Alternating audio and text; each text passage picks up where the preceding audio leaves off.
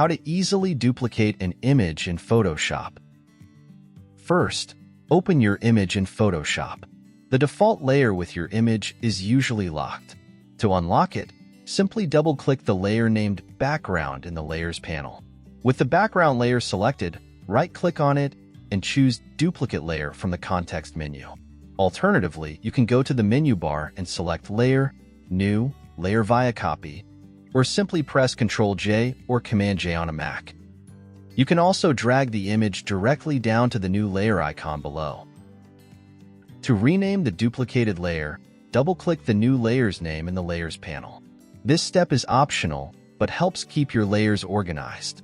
With the duplicated layer selected, you can now make any edits or adjustments without affecting the original image. And there you have it. You've successfully duplicated an image in Photoshop.